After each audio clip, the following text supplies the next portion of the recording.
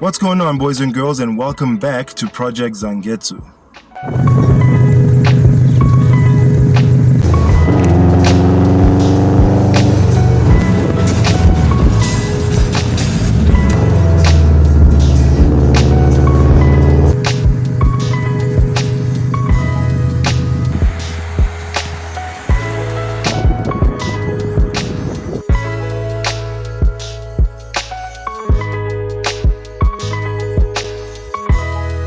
Alright guys, welcome back to today's video, and this one is a bit long overdue. A 5-year ownership review of Zangetsu, my 2003 Subaru Impreza WRX. So in today's video I'm just going to be talking a little bit about the 5-year journey that I and the car have undergone during the time that we've been together. I'll start with what I was first afraid of. I wanted to become independent as soon as possible when I was younger. I wanted to have my own transport. I wasn't that interested in the inner workings of a car, for example, or motorsports or things like that, until I saw Fast and Furious movies, and then eventually when I discovered the Subaru is when my obsession with cars and car culture became solidified. So I didn't know a lot going in, and my biggest fear was reliability and being able to maintain the car, because my impression of what the car was, along with a lot of people at the time and even still today that are outside of the Subaru culture and the motorsport scene, I always assumed that it would be a very expensive undertaking, that it can only work once you are in a certain tax bracket where you've got enough disposable income to be able to meet the needs that the car's going to have maintenance wise, and you'd probably have to take it either to a dealership or a workshop. The time I spent fantasizing about the car included not only owning it and driving it, but also slowly becoming the kind of person that actually knows a bit more about cars than the average person. Being able to maintain it myself, learning a bit more about cars and how they work, and a little bit of modification here and there. And that's, I'm happy to say, proud to report that that's exactly what it's been. It's been a very interesting adventure. I've actually learned a lot about the car. The level of knowledge that I have now, in comparison to when I first got the car to what it is now, there's even a lot of things that I regret taking the car to someone for. I've also been shown through the ownership of the car that how reliable Subarus actually are. A lot of the horror stories and the myths that surround the Subaru brand are very inaccurate, I've come to find. The only one that's accurate is the fuel consumption. Because yes, they drink a lot of fuel, and that's also one of the things I was afraid of going in, and yep, that one turned out to be true. But it was more manageable than I thought it would be. The consumption is not as drastically or dramatically high as one would expect before getting. As you maintain the car properly, as long as you don't miss service intervals, as long as you don't punish the car when you drive it, it will treat you well. You know what I'm saying? It's only when you start getting into modifying the car for high horsepower, and also not installing the supporting modifications that are needed with whatever you are changing, to make sure that it not only works but works efficiently and works in harmony with the rest of the car, is when you will start running into problems. That's when oil consumption will start increasing. That's when fuel consumption will also start increasing, although not as much as you might think, surprisingly. But that's when maintenance becomes a bit more of an issue than it should be, depending on how you actually modify the car. So fortunately for me, I'm the type of Subaru owner that didn't get into it with a lot of funding to support my build. So that has forced me to be a bit smarter, and economical with my decisions on my build, and which has left me with the kind of bolt-on parts that are not overwhelming for the engine, that still work pretty well with the engine.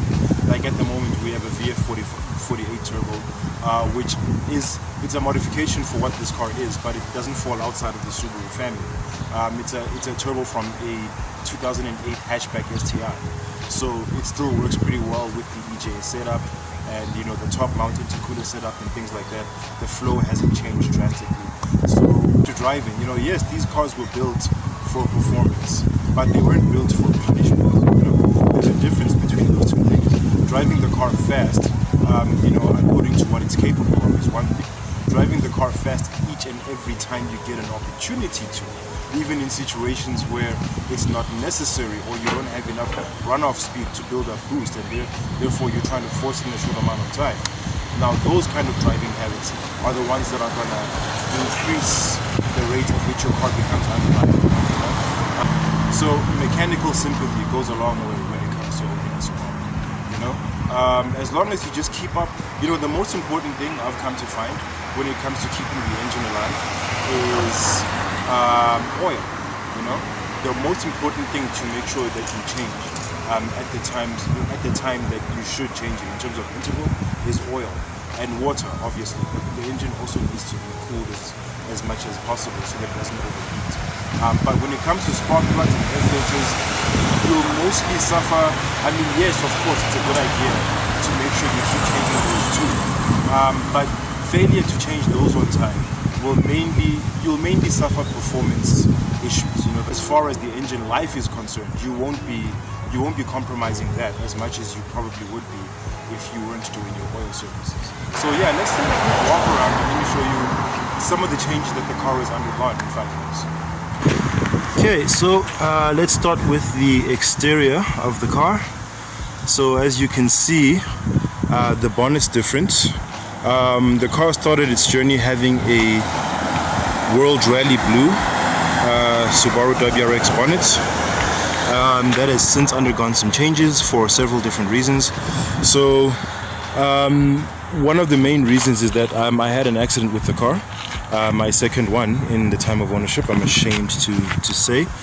And what happened was it was a front collision that I had with a tree because I oversteered around the corner, and there was a lot of sort of like damage in this section of the bonnet. It was bent and stuff like that. I'll probably throw up some pictures now to illustrate that, and as well as on the bumper as well. So I've since had the bumper repaired and resprayed, and then I replaced the WR Blue bumper initially with a silver STI bumper. That unfortunately didn't come with the STI hood scoop. So that was the car's look for a while until I met Jess, who you've seen in some other videos on the channel before. She has a black WRX blob eye, and she changed her bonnet to a black STI bonnet, and then I swapped my silver bonnet with hers because I thought it would look better as far as a color combination with the blue.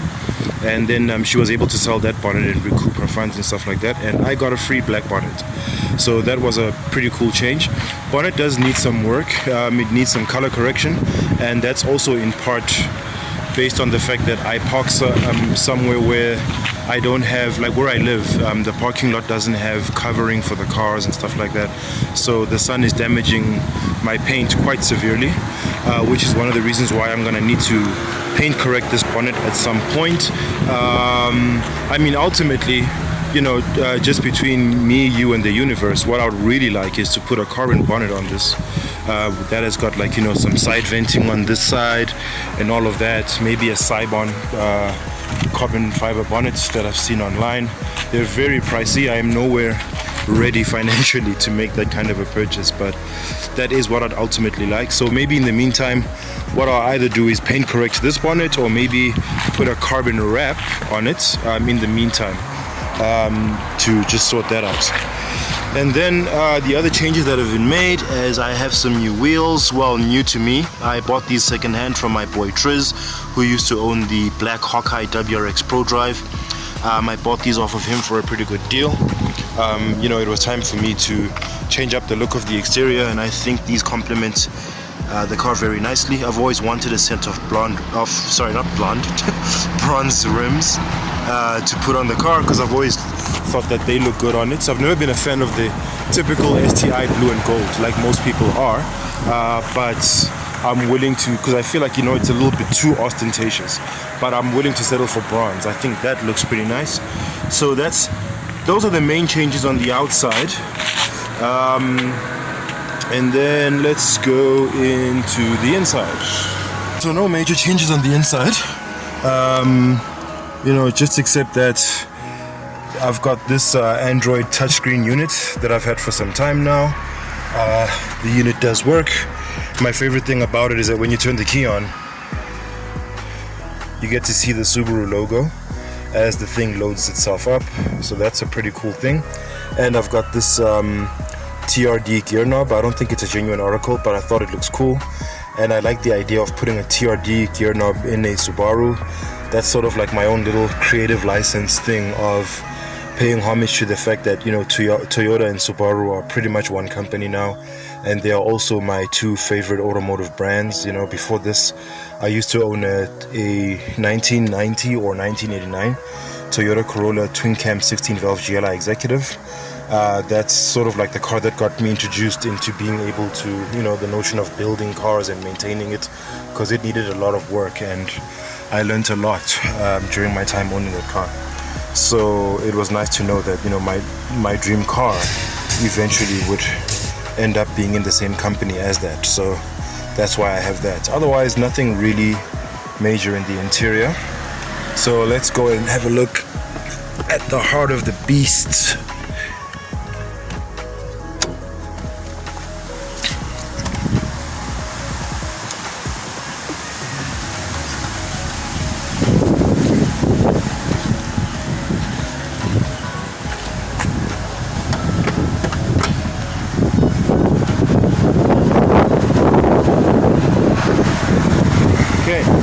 So in the engine bay, not much difference, just a couple of modifications here and there.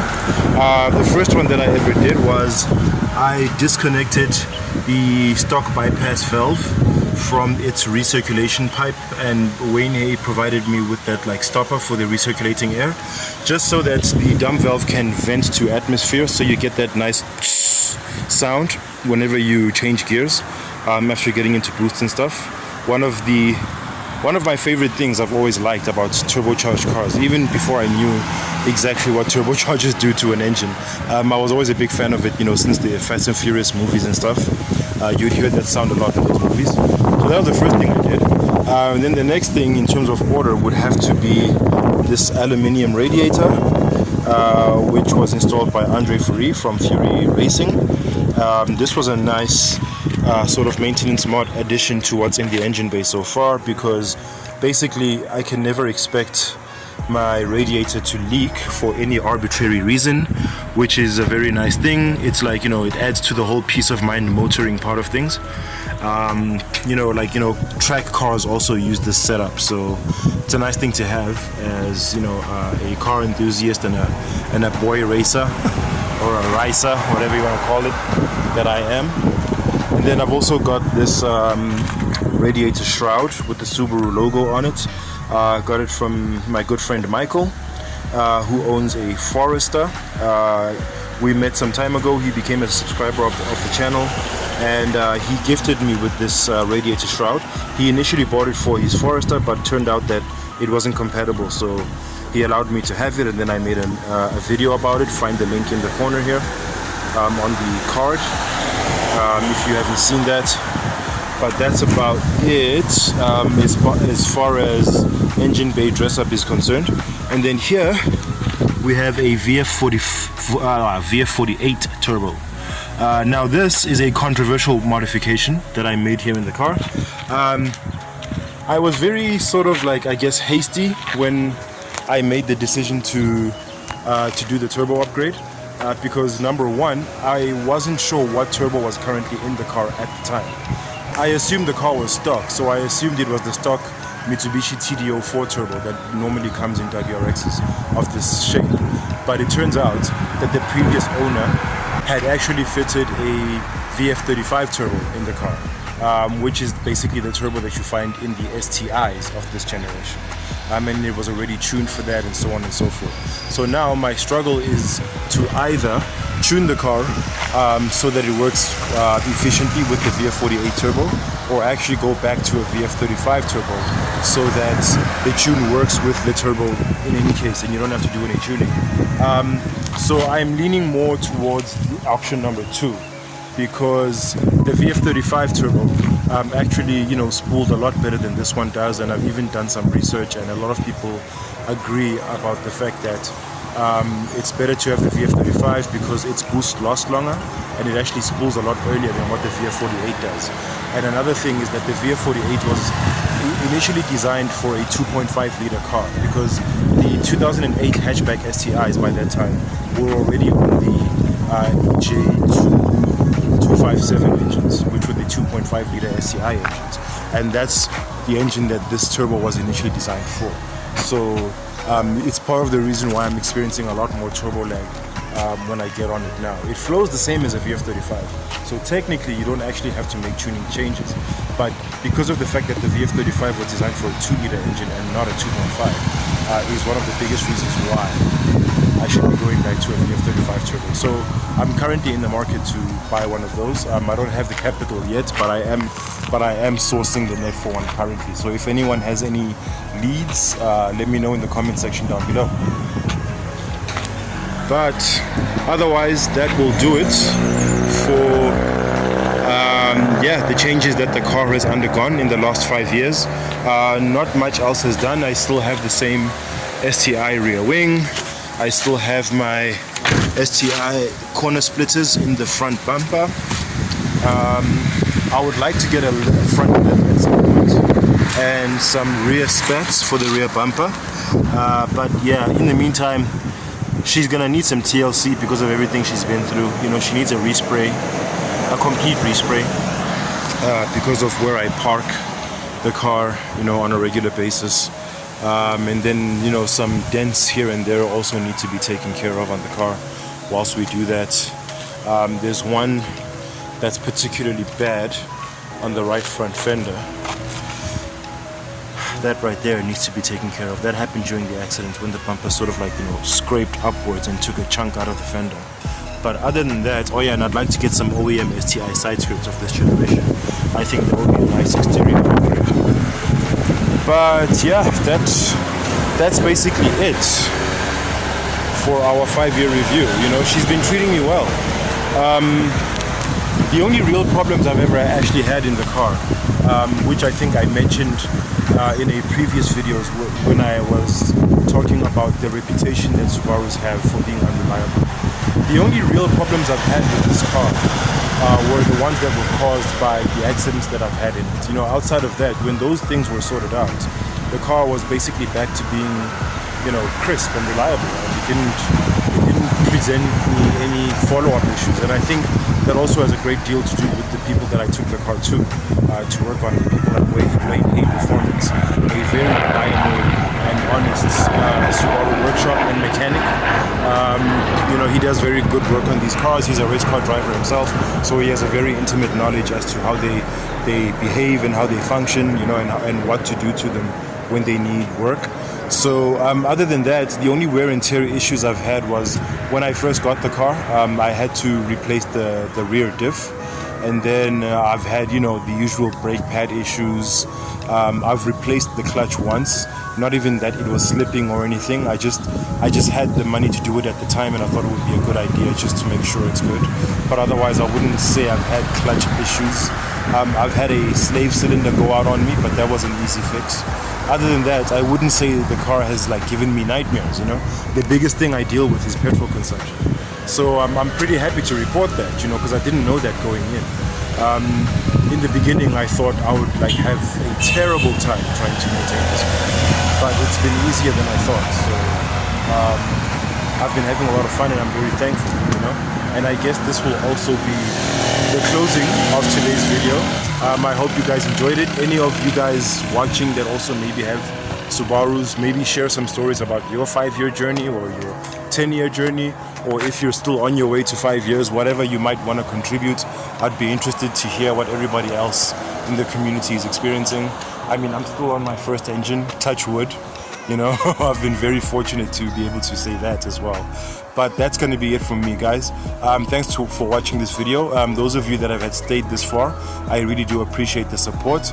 And if you have stayed, please go ahead and type in the comments #anniversary. You know, just so I know who stayed this far and who's watched until this point in the video. And I have been Zwele Tumatangu, and once again, thank you for watching the video. If you enjoyed it, please click on the thumbs up icon and leave us a like. And if you'd like to see more from Project Zangetsu, please go ahead and click subscribe, and be sure to hit that bell icon so you are notified each time I drop new content on this channel.